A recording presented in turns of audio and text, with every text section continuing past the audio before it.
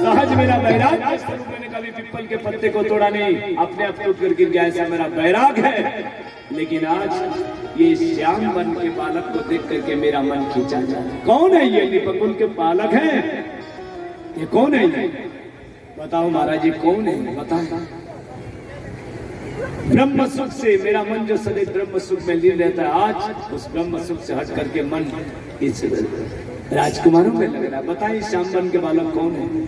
विश्वामित्र ने कहा महाराज जो बीमारी मुझे लगी थी वो आपको भी लग गई। क्या मतलब? मतलब ये जहां तक प्राणी समाज की बात है, ये सब प्रिय, ये सब प्रिय सब ही जहां लगी प्राणी, ये प्रिय सब ही जहां लगी तारी, ये प्रिय सब ही जहां लगी प्राणी, ये प्रिय सब ही जहां लगी तारी। मन मुस्काई राम सुनी बानी, रघुकुल मणि दशरथ ले जाए, नरेश रघुकुल मणि दशरथ के जाए, बहुत लागे नरेश। जहाँ तक प्राणी समाज की बात है, ये सभी जीवों को प्रिय है। ये तो चक्रवर्ती सम्राट महाराज दशरथ जी के पुत्र राम है, उनके छोटे भाई लखन है, ये ओ राजकुमार है। हाँ, ये यज्ञ की रक्षा के लिए महाराज ने भेजे थे, और राक्षसों का संहार करके यज्ञ का सफल, यज्ञ को पूर्णतः सफल कर दिया। महाराज ये राजकुमार हैं तो इनके अनुसार स्वागत होना चाहिए। आप ऋषि हैं, आपको तो हम चलो यहाँ वाटिका में भी जगह दे देते, लेकिन जब राजा है तो राजमहल में जगह होनी चाहिए। इसलिए आप चले जनकपुर नगरी की तरफ, ले आए एक सुंदर सदन, सुंदर लिखा सुंदर सदन सुखद सबकाल, ऐसे एयर कंडीशन जगह पर निवास दिया गया। भगवान ने निवास किए।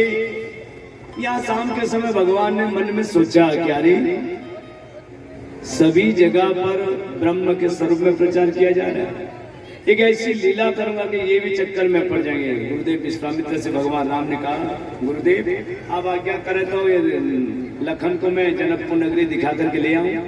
ये नगरी देखना चाहता है, बाजार देखना चाहता है, लोगों को देखना चाहता है। सावधान हो गए कि मुझे पता है नगरी आपको देखना नहीं है, बल्कि इस जनकपुर नगरी में एक सुनैना है, जानकी, जनक की पत्नी सुनैना, केवल एक ही सुनैना, और कोई सुनैना नहीं है। इसलिए आप जाओ इन ब्रह्म ज्ञानियों को अपने सुंदर बदन को दिखा करके इनको सुनैन बनाना। भगवान को आज्ञा मिली, भगवान राम लक्ष्मण चल पड़े। यहाँ पे आए, पूरे जनकपुर वासी दर्शन करने के लिए टूट पड़े। चारों तरफ से लोग दौड़ रहे हैं भगवान के दर्शन करने के लिए।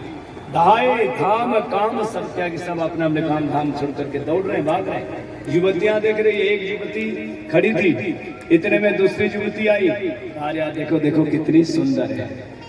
इतने में तीसरी सखी ने कहा सुंदर तो है, लेकिन कौन समझाए जनक जी महाराज को। चौथी सखी ने कहा महाराज ने धनुष यज्ञ का आयोजन रखा है, जो शिव धनुष को तोड़ेगा उसी के गले में सीता जी पर माला डालेगा। पांचवी सखी ने कहा मानो राम के हाथों से शिव धनुष टूट जाए तो अपने को क्या फायदा है। छठवीं सखी ने कहा फायदा है, जब शिव धनुष टूटेगा तो सीता जी राम के गले में वरमाला डाल देंगे, शादी हो जाएगी। सातवीं सखी ने कहा शादी होने के बाद क्या फायदा होगा। फायदा ये होगा कि भगवान राम कभी सीता को लेने के बहाने, कभी देखने के बहाने आएंगे ना, इसी बहाने हम उनके दर्शन कर लेंगे। आठवीं सखी ने कहा इसकी क्या गारंटी है कि भगवान ही लेने आएंगे, वो अपने छोटे भाई लखन को भी भेज सकते हैं। छोड़ो सारी बातों को, जब बिना बुलाए ही भगवान आ गए, जब शादी हो जाएगी तो फिर उनको हम जाने ही नहीं देंगे। मधुर भावना। अब यहाँ पे भगवान श्री राम जी महाराज आगे बढ़े, धनुष यज्ञ मंडप की तरफ दिखाया, लखन देखो ये वो धनुष यज्ञ मंडप है। इतने में शाम हो गई तो भगवान ने कहा लखन देरी हो रही है, चलो गुरुदेव नाराज हो जाए। भ्रुकुटी विलास सृष्टि लय। जिसकी बिल्कुल निकल जाए तो संसार में प्रलय मच जाए, गुरुदेव से डर गए। आए गुरुदेव के चरण में प्रणाम किया, रात्रि विश्राम, सुबह हुई, स्नान ध्यान से निवृत्त हुए, नित्य क्रिया से, संध्या से, और इसके बाद भगवान से ने आज्ञा मांगी। आप आज्ञा कर दो प्रभु। गुरुदेव पुष्प वाटिका से पुष्प ले आए, आज्ञा है तो पुष्प लेने के लिए चल पड़े। कुछ सूर्य के किरणों से और कुछ राम रूपी सूर्य के दर्शन करके फूल खिल रहे थे। दो वाटिका की कथा है, एक तो जनक जी महाराज की पुष्प वाटिका, दूसरे रावण की अशोक वाटिका। दोनों वाटिका के केंद्र में श्री सीता जी। जनक जी महाराज की जो पुष्प वाटिका है एक योगी की वाटिका है, इसीलिए यहाँ पे संयोग हुआ, सीता और राम का मिलन हुआ। रावण की अशोक वाटिका ये भोगी की वाटिका, इसीलिए यहाँ पे बिछोड़ हुआ। एक भोगी की वाटिका इसलिए बिछोड़ हुआ, राम और सीता यहाँ बिछोड़ गए। जनक की वाटिका एक विदेही नगर की वाटिका है, इसीलिए ये सलामत रही। रावण की वाटिका ये देह नगर की वाटिका, इसलिए हनुमान जी महाराज ने इस वाटिका को घर कर फेंक दिया। दोनों वाटिका के केंद्र में श्री सीता जी है। सीता जी को भगवान श्री राम जी का दर्शन पुष्प वाटिका में, हनुमान जी को सीता जी का दर्शन अशोक वाटिका में हुआ। यानी हमको राम या सीता का दर्शन करना है तो वाटिका में प्रवेश करना चाहिए। वाटिका मतलब संत सभा चौदिशी अमराई, श्रद्धा ऋतु वसंत सत्संग रूपी वाटिका को ही वाटिका, सत्संग को ही वाटिका बताया गया। जहाँ संत सभा है वही वाटिका। ऐसे संत सभा रूपी वाटिका में जब जीव प्रवेश करता है तो या तो वहां पे राम का दर्शन या तो सीता का दर्शन। तो यहाँ पे भगवान का पदार्पण हुआ तो वाटिका की जो माली है दौड़ करके आया, महाराज हम आपके लिए पुष्प चुन लेते का नहीं, धन्यवाद, हम आपने हाथों से पुष्प चुनेंगे। भगवान पुष्प चुनने के चले, उसी समय सुनैना ने अपने लाडली बेटी सीता को गिरिजा पूजन करने के लिए अष्ट सखियों के साथ सीता जी चल पड़ी। सीता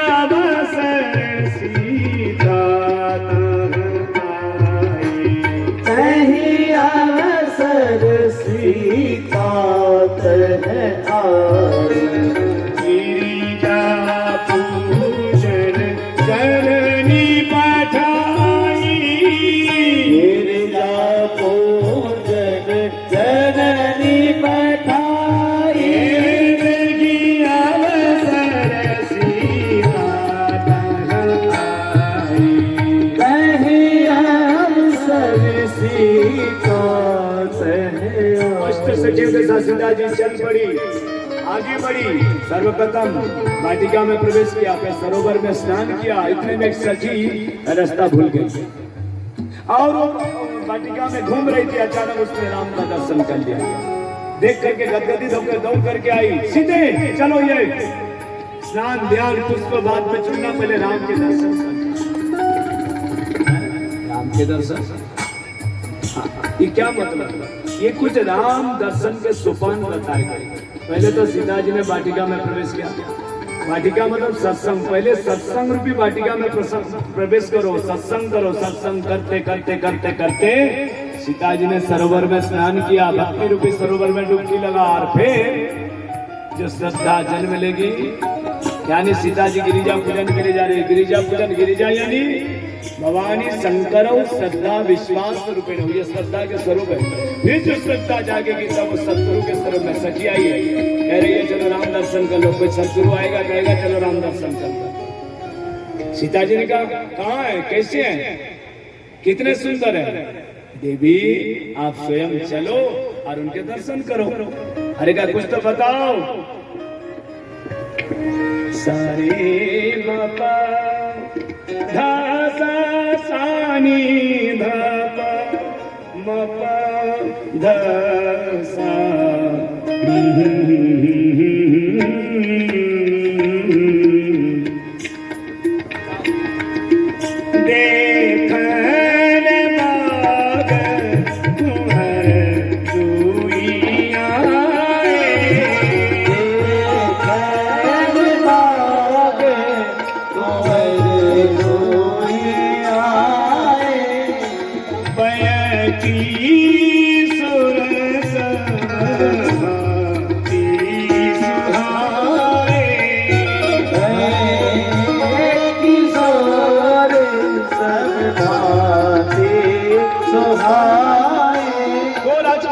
देखने आए, बाघ देखने नहीं आए थे। भगवान राम तो पुष्प चुनने के लिए आए थे। अरे का कुछ तो सुंदरता के बारे में भाई, किशोर है हर प्रकार से किशोर है, हर प्रकार से सुंदर है। अरे कुछ तो सुंदरता के बारे में बताओ, बस एक श्याम बन के गौर बन के। अरे इन आंखों को बोलने की सामर्थ्य नहीं है, ये देखा जरूर है लेकिन बोलने की सामर्थ्य नहीं है। नजर बेजुबा है, जुबा बेनजीर है।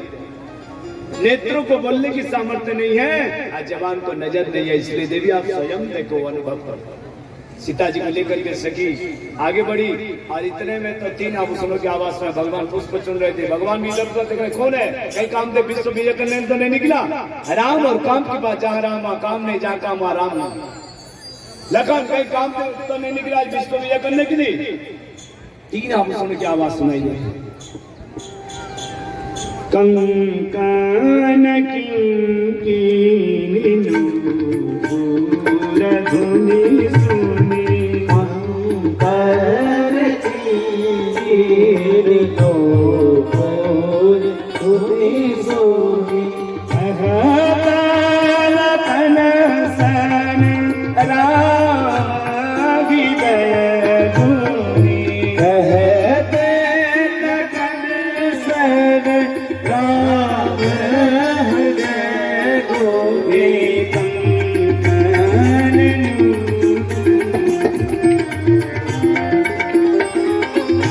तीन आभूषणों की आवाज सुनाई दी। कंकन किंकिनी नूपुर धुनि, कंकन यानी हाथों के कंगन, किंकिन यानी कटी मेखला, नूपुर यानी पायल। कितनी प्यारी आवाज होगी, जरा सोचिए। क्या कहते हैं कंगन? कंगन ये समर्पण के प्रतीक है, कटी मेखला संयम के प्रतीक है, पायल सदाचार के प्रतीक है। अगर सदाचार है, संयम है, समर्पण है, तो भगवान भी इधर उधर देखने पर मजबूर हो जाए। भगवान इधर उधर देखने लगे। लखन को पूछे, कहाँ काम देता? विश्व विजय करने के लिए नहीं निकला। राम और काम की बात। इतने में भगवान श्री राम जी महाराज ने देख लिया। क्या देखा? सीता जी को देख लिया, चकोर बन गए। लिखा है गोस्वामी महाराज ने कि सुंदरता कौन सुंदर करे, सीता की सुंदरता को कौन वर्णन कर सकता है। सभी कभी झूठे हो जाएंगे, सुंदरता को देखकर आकर्षित हो गए। अब यहाँ पे भगवान राम ने देख करके गंभीर हो गए। अब लखन जी ने देखा कि घटना तो तभी घटेगी जब सीता जी भी देखे। एक तरफा आकर्षण होने से काम तो चलेगा नहीं। वो स्वामी जी महाराज लिखते गए, भगवान राम अपने आप को ठीक किया। देखिए, सुंदरता को देखना मना नहीं है, सुंदरता को देखो। स्वामी रामतीर्थ जी महाराज लाहौर के बाजार में जा रहे थे। एक मशहूर नृत्यांगना अपने सुंदर रूप को दिखा करके लूट लेती थी लोगों को, सेठों को। आज वो सज धज करके खड़ी थी अट्टारिका पर, और वहीं स्वामी रामतीर्थ जी महाराज निकले। रामतीर्थ जब स्वामी रामतीर्थ जी ने देखा उसको, तो टकटकी लगा करके देखने लगे। बस 50, 60, 80 आदमी इकट्ठे हो गए। लोगों ने कहा, हे बाबा, ये क्या देख रहे हो? ये आपका मार्ग नहीं है, आप अपने आश्रम की ओर जाओ। लेकिन स्वामी रामतीर्थ जी महाराज कुछ बोले नहीं, वो तो देखते रहिए ऐसे टकटकी लगे। जब वो नित्यांगना दृष्टि को सहन नहीं कर सके, तब उसने एक शेर कहा, हुस्न को जो बदनजर देखते हैं, हुस्न को जो बदनजर देखते हैं, उससे पहले वो अपने सर को कलम देखते हैं। सुन करके स्वामी रामतीर्थ जी महाराज जाग गए और कहा, ना तेरे हुस्न से गरज, ना तेरे हुस्न से गरज, ना तेरे रूप से गरज, ना तेरे हुस्न से गरज, ना तेरे रूप से गरज। हम तो अपने मुसव्वर की कलम को देख रहे हैं कि तू इतने सुंदर, तो तुझे बनाने वाला हो मेरा कृष्ण कितने सुंदर। तुझे देख कर जगवानी हूँ, तुझे देख कर जगवानी हूँ। सुंदरता को देखना चाहिए, लेकिन शिकारी नहीं बनना चाहिए। भगवान राम सावधान हो गए। लखन से कहा, लखन देखो, जिसके कारण यह धनुष यज्ञ का आयोजन रखा गया है, जिसके आने से ये पूरी वाटिका प्रकाशित हो गई है, जो अष्ट सखियों के साथ गिरिजा पूजन करने के लिए आई है, ये वही सीता है जिसको देख करके मेरा मन आकर्षित हो गया। सहज मैं रघुवंशी, सपने में भी मैं कुमारक पर पैर नहीं सकते, पराई स्त्री हमारी दृष्टि नहीं पा सकते, रणांगना में हम पीठ नहीं दिखा सकते, लेकिन आज मेरा मन खींचा जा जाता है।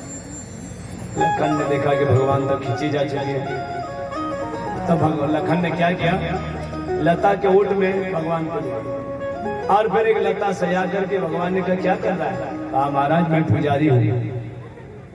अच्छा हाँ, पुजारी का काम है श्रृंगार करना। पुजारी को चाहिए कि अपना ठाकुर का श्रृंगार कर ले, अच्छी तरीके से श्रृंगार कर ले। क्यों? क्योंकि दर्शनार्थी मंदिर में आने वाले हैं। बस इतने में लता के ओठों में से जैसे लखन जी भगवान को लेकर के बाहर निकले तो इसी सब सीता जी ने देखा, सखी सामने से हट के देख ये हो रहा, देख करके सीता जी देख करके एक बार आंखों को बंद कर, अरे आंखें क्यों बंद कर रही है, देख ले ठीक तरह से, देख ले, व्यंग कर रहे। लखन जी ने कहा वाह, इस पुजारी ने आपको ठाकुर का दर्शन करा दिया, कम से कम इस पुजारी के ऊपर भक्ति में कृपा तो करो।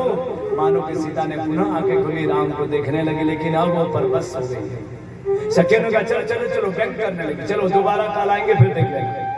सीता जी को लेकर के सीता जी चल रहे संसार की ओर, कदम संसार की ओर, लेकिन दृष्टि राम की ओर है। जा करके गिरिजा मंदिर में प्रणाम किया, जा करके गिर करके प्रणाम किया और बड़ी दिव्य स्तुति की। संक्षिप्त में कहूं तो जय जय गिरिवर राज किशोरी, हे गिरिवर राज किशोरी आपकी जय है। तब यहाँ पे भवानी ने प्रत्युत्तर दिया, मैं तो गिरिराज किशोरी, और आप महेश मुख चंद जय, महेश मुख चंद, आप तो महेश मुख चंद चक्री, आपकी जय हो। पुनः का आप गणेश जी की माता हो, खड़ानंद सड़ानंद माता हो, आपकी जय हो। तो मैं तो गणेश की माता हूँ, कार्तिकेय की माता, और आप तो जगत भर की माता, जगत जननी दामिनी द्युति गाता, जगत भर की माता, आपकी जय हो। पुनः सीता जी ने कहा कि ना आपका आदि है, ना मध्य है, ना अवसान है, तो ये तो पता लग गया, लेकिन आपका तो इतने प्रभाव विस्तार है कि वेद भी उसको पार नहीं पा पाए। हे सृष्टि को उत्पन्न करने वाली, पालन करने वाली, संहार करने वाली आदि शक्ति भवानी आपकी जय हो। सीता जी ने कहा विश्व विमोहिनी स्वबस भवानी ने यहाँ पे जैसे भवानी की, सीता जी ने भवानी की स्तुति की, क्या आप संसार को उत्पन्न करने वाले, पालन करने वाले, संघर्ष करने वाले, आपकी जय हो। बस यहाँ पे भवानी ने उत्तर दिया कि देखो देवी, तीन गुणों के आश्रय पर, सतगुण से सृष्टि रचना करते हो, रजगुण से पालन करते हो, तमोगुण से संहार करते हो, तीन गुणों के आश्रय लेने होते, लेकिन आप विश्व विमोहिनी स्वबस ज्ञानी, आप तो स्वबस, आपकी जय हो। पति देवता की सेवा में आपका नाम प्रथम है। ऐसा कहकर के चरणों में गिर पड़ी। तब यहाँ पे भवानी रूपी मूर्ति हिल गई। जब सीता जी गिर पड़ी तो मूर्ति हिल गई, और गोस्वामी जी महाराज लिखते गए, विनय प्रेम बस भई भवानी खसिमाल मूर्ति मुस्कान। मूर्ति बोली, मूर्ति बोली। पहले जमाने में मूर्तियां बोलती थी, आजकल तो पड़ोसी ही नहीं बोल रहा, तो मूर्ति कहां से, वही खुला बैठा है। और भगवान राम लक्ष्मण को लेकर के विश्वामित्र जी महाराज यज्ञ में पधारे। धनुष यज्ञ में बड़ी भीड़ लगी हुई है, सभी को स्वासन दिया जा रहा है। जब भगवान राम धनुष यज्ञ में पधारे तो गोस्वामी जी महाराज ने विदेशों को भगवान विराट स्वरूप में दर्शन दिए, जनक आदि को सगे जैसे दर्शन दिए, सुनैना को पुत्रवत दर्शन दिए, योगियों को परम तत्व के स्वरूप में दर्शन दिए, हरिभक्तों को अपने इष्ट देव के स्वरूप में। जिसकी जैसी दृष्टि थी उसने वैसा ही भगवान का दर्शन किया। और यहाँ पे जनक जी महाराज दौड़ करके आए, महाराज आपका पदार्पण धन्य।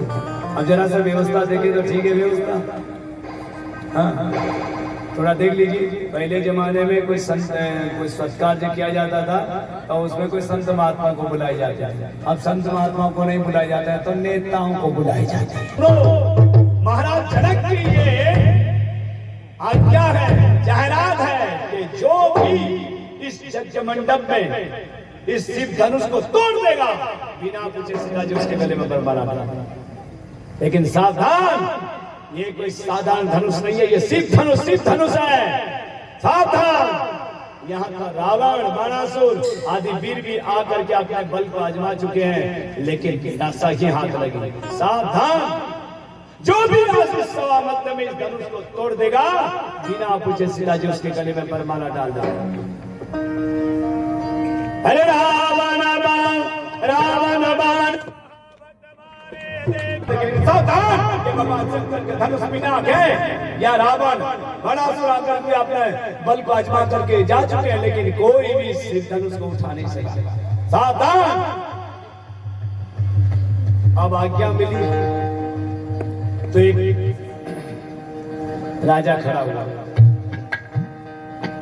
हाँ धीरे धीरे आगे बढ़ा, आज जाकर के धनुष के पास विनती की, हे गणेश जी महाराज, ये धनुष अगर आज मेरे हाथों से टूट जाएगा, 1 किलो आपको देसी घी के लड्डू दूंगा मैं। बढ़िया मस्ती से खाना, गण गौर उत्सव चल रहा था। आज जैसे धनुष के पास पहुंचा तो दूसरा जो रासिंहासन पर बैठा था वो क्या कह रहा है, हे गणेश जी महाराज, अरे इसके हाथों से अगर सिर्फ धनुष नहीं टूटेगा तो आपको 1 किलो नहीं, मैं 5 किलो दूंगा। टूटना नहीं चाहिए इसके हाथों से। गणेश जी महाराज के चक्कर में पड़ गई, कहता टूट जाए, दूसरा कहता ना टूटे, अब करूं क्या, ये तो ईर्षा राग द्वेष लेकर के सीता की प्राप्ति में कैसे भक्ति को पा पाएंगे। अब यहाँ पे राजा गया, धनुष को छुआ, बस उसका बल उसमें समा गया, निराश होकर के वापस बैठ गया। बैठते गए और अंत में गोस्वामी जी महाराज लिखते हैं, अरे भूप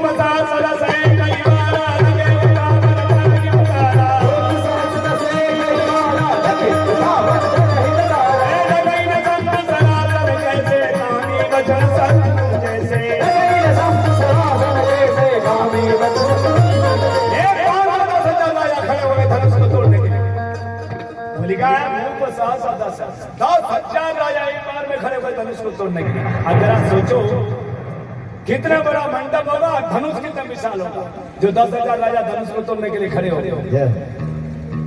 वास्तविकता ये है कि 10,000 राजा खड़े नहीं हुए थे।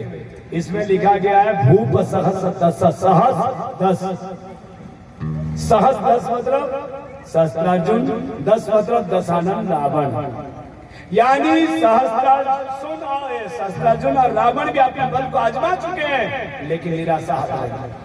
या तो 10,000 में केवल एक ही अंक है, बाकी सब 0 है। यानी सभा मध्य में जितने भी राजा महाराजा हैं सब 0 है, केवल राम ही एक अंक है। या तो सहस 10, पता नहीं कितने दिनों से ये सभा यज्ञ चल रहा था, तब से लेकर के आज तक 10,000 राजा अपने बल को आजमा चुके थे। जब प्रतिज्ञा को सुन करके धनुष को तोड़ने के लिए आए थे, धनुष तोड़ने की दूर की बात, आप धनुष को हिला भी ना सका, आप लोग तो हिला भी ना सके।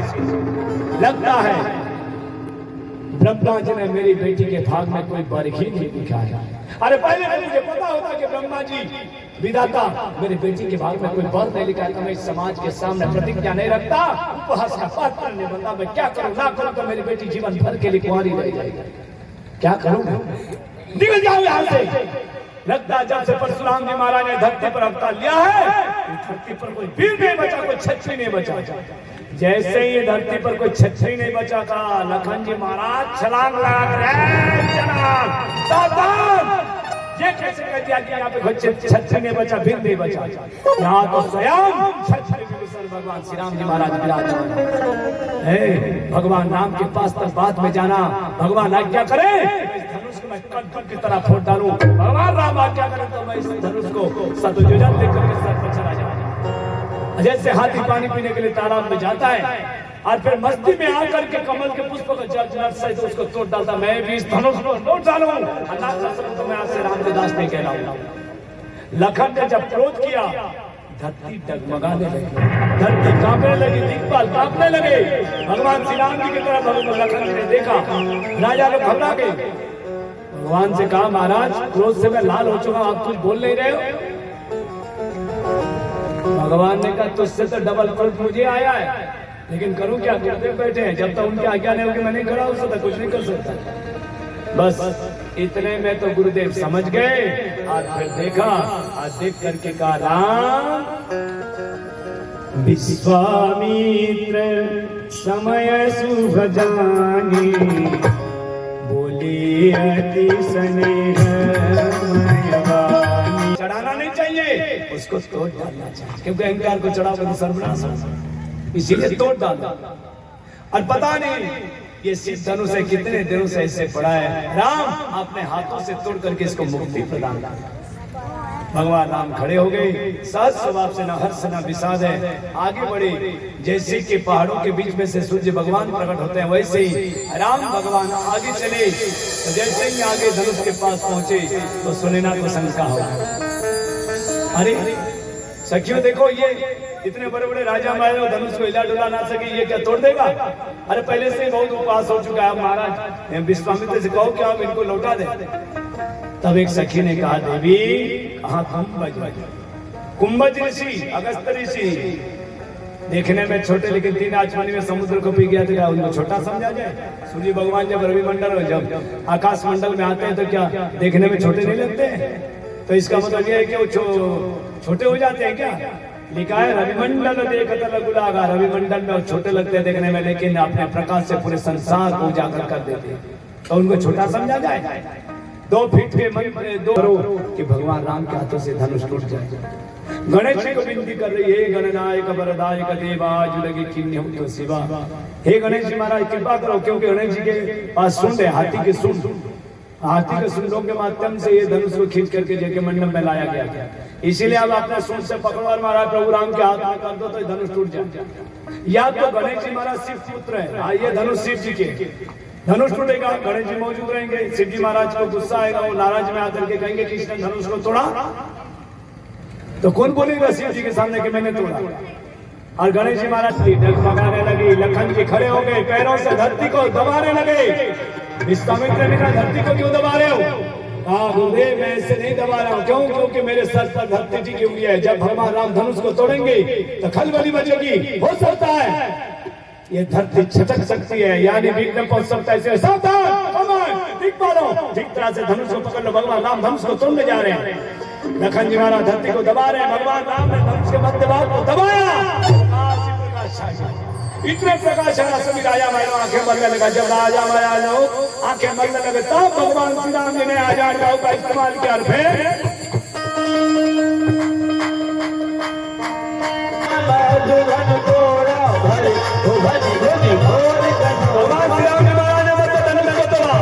क्यों तोड़ा? एक संत कहते भगवान राम ने धनुष को इसीलिए तोड़ा, दोनों सलामत में भगवान श्री राम जी महाराज खड़े थे, दोनों तरफ राजा महाराज लोग खड़े थे।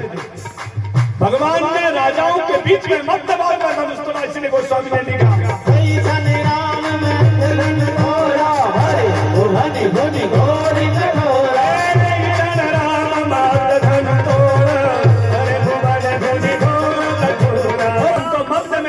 मध्यान्ह काल में तोड़ा था, इसलिए गोस्वामी ने लिखा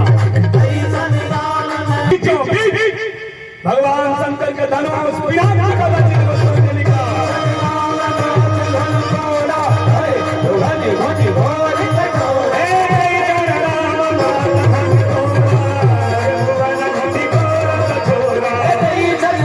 इसके बाद त्रेता में आए श्री राम, इसके बाद द्वापर में आए बलराम। ना ही वो द्वापर वाले बलराम ने धनुष को तोड़ा था, ना ही वो सतयुग वाले परशुराम ने धनुष को तोड़ा था, तो बीचों बीच श्री राम ने धनुष को तोड़ा था। पूरब से पश्चिम की ओर जा रहे थे, दिशा पलट गई, दक्षिण की ओर चली गई। हाँ, भरे भुवन घोर कठोर रब रवि बाजी तजी मार के चले, यानी सूर्य भगवान भी अपने दिशा को पलट गए, पूरब से पश्चिम की ओर जा रहे थे, दक्षिण की ओर चले गए। इतनी कठिन आवाज गई, सभी देवता लोग कानों पर उंगली डाल करके करे किस चीज की आवाज है, किस चीज की आवाज है? ऋषि मुनियों की समाधि टूटे, किस चीज की आवाज है? तो गोस्वामी जी महाराज कहते किसी और चीज की आवाज नहीं है, तो कोदंड खंडे राम तुलसी जयति बचने उच्चारहि भगवान की जय। देवता लोग पुष्पवृष्टि कर रहे हैं, लखन जी महाराज छलांग लगा करके भगवान के चरणों में प्रणाम किया। इतने में जनक जी की तरफ देख करके कहा, क्यों? बता रहे थे अभी के कोई वीर नहीं बचा, कोई क्षत्रिय नहीं बचा, और धनुष लाओ उसको तोड़ के काम पूरा करता। जनक जी महाराज लज्जा के मारे सर को नीचे करे। इतने में जानकी से कहा, जाओ बेटी अब वरमाला लेकर के जाओ। वरमाला लेकर के सखियों का साथ सीता जी आगे बढ़ी। कमल नयन को पहनाओ जयमाला, पहनाओ जयमाला। लिखते सीता जी मर्यादा में खड़ी है वरमाला लेकर के। अब भगवान राम भी मर्यादा में खड़े हैं। बहुत देरी हो गई, तब भगवान श्री राम जी ने मन ही मन पूछा सीते धनुष टूट गया, कम से कम अब वरमाला तो पहन दो।